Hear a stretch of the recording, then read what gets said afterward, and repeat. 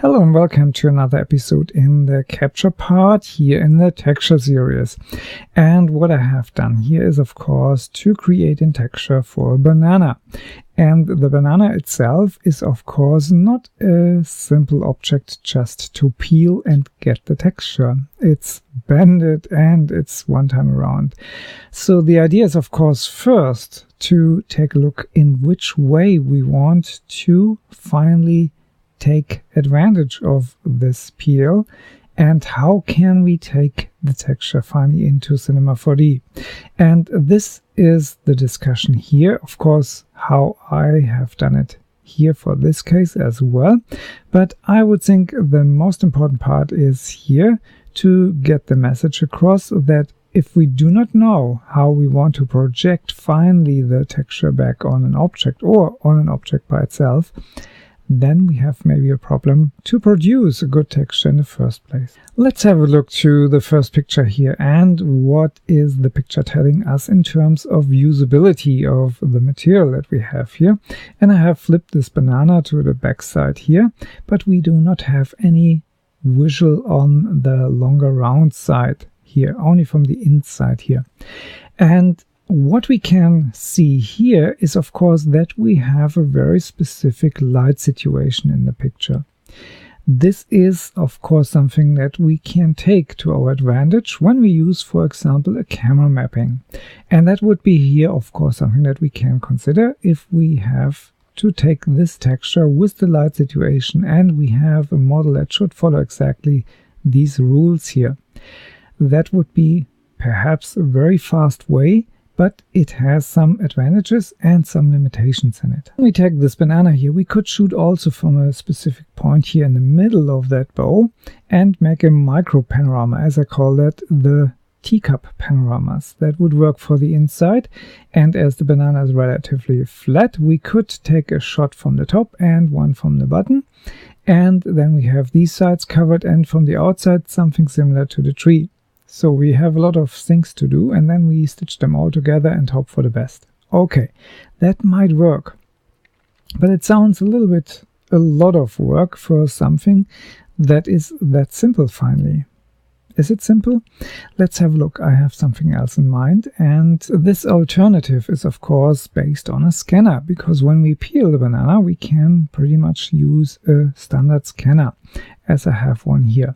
And my suggestion here is first, before you go, use all your color stuff that you have to get something as reference in the picture, because these scanners have a wide variety of quality, and if they are warm or cold might already change the colorization of the fields here.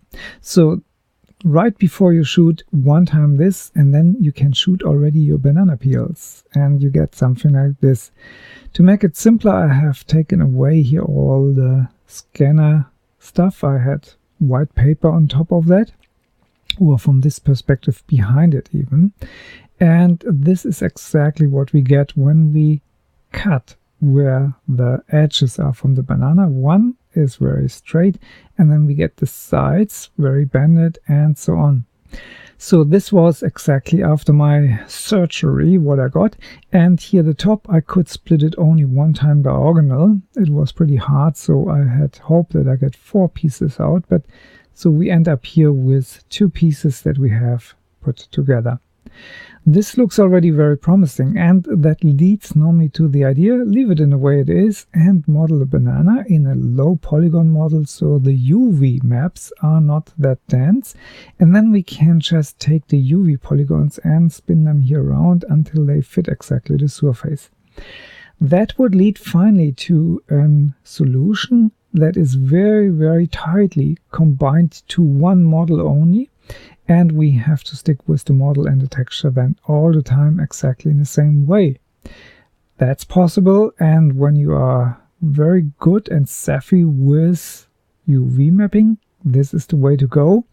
And I had of course something else in mind, and that is what I want to show you right here now back in Cinema 4D. So let's pretend that we do not model this banana in its whole beauty, that we just go here along with this object and we say this is not modeled. We want to have something completely different where we have a much easier way to finally project this. And when we use standard projection methods, we have already an idea how this would work. And I stop this here for a moment, and we go here to this perspective, maybe to the start. It doesn't matter, it's only for the sake of simplicity. And you see here already the answer. Cylinder is the answer. And when I switch this here off, I get exactly this. And I go here out of the camera so you can see what I have done here. When I go here even out of HyperNURBS, then you can see this is a cylinder that I have barely modeled, just few edges selected and moved in to get a little bit of the shape that a banana has normally. And this gives me here everything I want, because this is now here just a cylindrical projection, which I have done before I have modeled it on this banana. And while I have the UV here, finally from the cylinder back to the UV map, that means I go here to tags and generate UV coordinates. That is why I have here 3 UV tags. And so it sticks absolutely on this mesh here. So, and with my HyperNURBS on, I can see already it shapes a little bit in that direction, but that's not so important. More importantly is that we have a cylinder where we can texture these things very quickly, and we could have different textures that we swap out very easily. And we see here the top and the end is of course done with an image which is just mapped flat on it, and then again used here the tags generate UV coordinates to have here for these guys exactly only the top area. So I have worked with polygon selections and I have worked here with UV tags. That's the simplest way I could think of. And just to make a little fun here, when we use this Spherify, we get here something that looks more like a coconut or something like that. So it works in the way that we deform then the object, just to make the point here with this Spherify. Don't take that too seriously. And then I thought I'd take here a spline, and for that I make this here completely invisible. And this spline here is now pretty much the main idea of the banana, which goes into a spline rod. And the spline rod has here for the size, because I used the whole spline here, so I use this size of it. And I created here exactly that model. So when I switch this on and switch this on, I get exactly here my banana from it. You can see that here when I go with the strength out, it forms itself from one to the other. Okay, that flipping on the head is not really nice, but you get the idea. So now I can squeeze and stretch everything here even, and even make fun of the banana when I want so to. The displacer is more to give it a more natural feeling, not needed, but you get already the idea. The whole texturing is done on practically a cylinder and is then, when everything is in place, shaped in the way I want to have it. And I could now take exactly here this whole package twice underneath of a MoCraft cloner and change maybe only my spline rub or the spline itself, and then with the option of the change of the clones I can modify each clone in a different way, and I get a wide variety of shapes because every banana is a little bit different. Doesn't work of course so well with the texture here, but I think you get the idea. It's pretty simple, and the texture finally is a one-time thing. You only have to stretch and bend it, which we will do in the post-processing part of the series. So, and when we have our scan here, the only thing that we need to do then, and which I will, as I said, discuss in the post-production part number 3 of the whole series here, we have to bring these little pieces then on separate layers, and with the puppet and the warp tool we can then finally fill a rectangle with each of these parts. And then we come back here to our scan. And the simple way that we have to do, which I will discuss in detail of course, is then in the production and the post-production part of this series that we take each and every part of the peel on a separate layer. with each part on a separate layer, we go then to the puppet tool and to the warp tool to create a rectangle out of it, and then we have only to find exactly the place where these seams will meet, and that's maybe a little bit Photoshop work with the stamp tool and maybe with the brush if you like so. And all of that finally is doable in a relatively short amount of time. And you only have to know that this length and this length should be the same. The width here has a certain amount of influence to the whole result.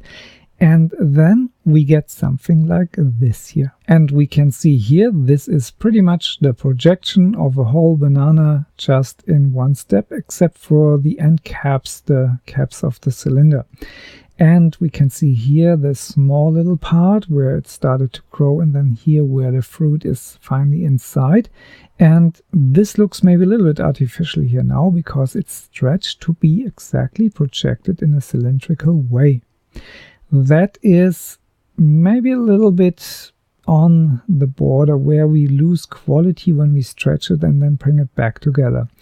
But the scanner had 1200 dpi and gave me finally for this part here a size of 12K in length. So I don't think that we need any higher resolution. So there's plenty of material to work with. And when we are done, we can scale it down to the size that we have discussed before when we go with the camera angle, distance, and so on.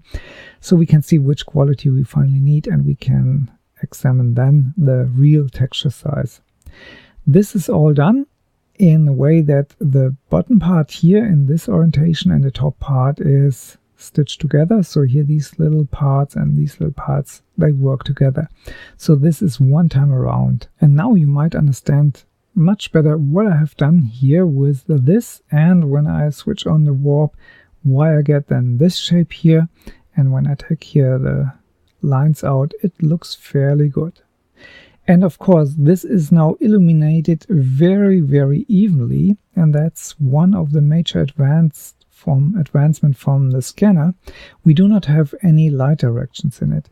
And when we have now a light source that illuminates the whole object, then any shadow and fill light of this will of course work nicely.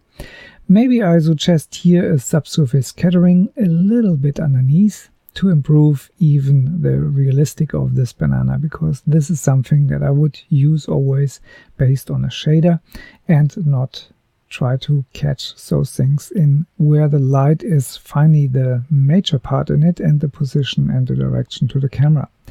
I hope that was interesting to you and give you a lot of things to think about before you even start to shoot, because the more you know what you want, the less work you have to shoot it. Thanks for listening. Have fun with it. Bye bye.